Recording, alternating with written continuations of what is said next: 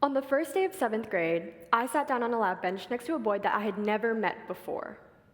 Now, I don't remember if I'd introduced myself or if he'd been the first one to talk, but what I do remember is something he asked me. "Where are you from?" So I answered, "California." But then he asked me, "But where are you from?" And so I said, "You want to know what my ethnicity is?" And he said yes, and proceeded to guess a multitude of countries, starting with China, to Japan, to Korea, to Mongolia, to Thailand, to Taiwan, completely putting my geography skills to shame. When I told him I'm Vietnamese, he asked me, shocked, "Did I really forget Vietnam?" Children of immigrants are not the product of one nation, but rather the product of multiple competing cultures. This wasn't the first time that I'd been asked, "Where are you from?" and it certainly wouldn't be the last time either. In fact, if I was given a nickel every time somebody asked me, "Where are you from?" I could probably afford to go to Vietnam for the first time. I'd never even been there, so I couldn't respond to people when they say things like, "Oh, I heard it was beautiful there," or "Do you like the pho there?" You can assume a lot of things about me. My name, Hungarian. It doesn't necessarily scream American. If anything, it's the first thing about me that immediately attracts attention. You'd assume that I was foreign. As a hyphenated person, Vietnamese American, I have two versions of myself that often clash. On one hand, my family expects me to abide by their cultural expectations, and on the other, people I meet often ostracize me and label me as a foreigner. Children of immigrants are not the product of one place, but rather the product of multiple competing cultures. Where my family is from will tell you very little about who I am. Vietnamese expectations are very different from American expectations. For one, there's a very apparent emphasis on material wealth. Money is the only surefire way to see that you've made it in life, and that's why you hear the exaggerated but not completely untrue stereotype of Asian mothers who want their kids to be doctors or lawyers or engineers or even presidents. American expectations, on the other hand, are much less extreme. The basic expectation is for you to follow the American dream and your passions. The money will come back, but the time won't.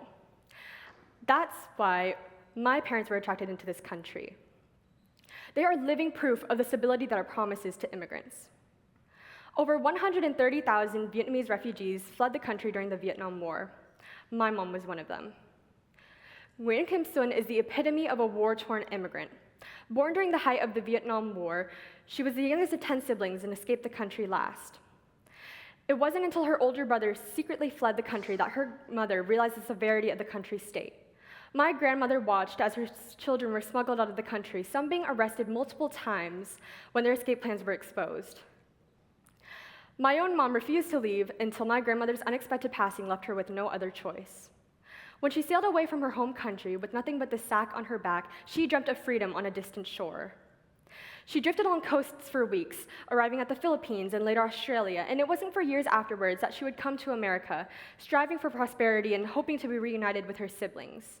She struggled a foreign battle alone, having nothing to her name, but soon she would meet her husband, another Vietnamese immigrant who had come to America years before her. My dad, Phan, known as Nan to Americans, arrived in Oklahoma at the young age of 14, the typical age of a high school freshman. Although he was given more of an advantage than my mom, getting to learn English at a relatively young age, sacrifices were still expected to be made. He was separated from his siblings, who were sent to Canada, and years after he arrived in Oklahoma, he learned that his older brother had passed while trying to flee the country. His high school years were wasted in low-paying jobs while his classmates were living out their American-born privileges. Instead of going to high school dances, he spent the nights tucked in the back of a Mexican restaurant washing dishes. It's clear to see why immigrants place such an apparent emphasis on material wealth.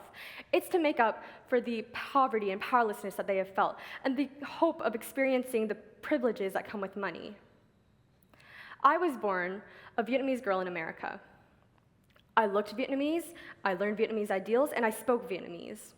But when I was shipped off to English-speaking public schools, I began to lose my culture. My uncle used to tell me I was like a banana, yellow on the outside, white on the inside. He told me that I looked Vietnamese, but I acted American. But when I went to predominantly white schools, my classmates would tell me things like, "Oh, I didn't know that you spoke English."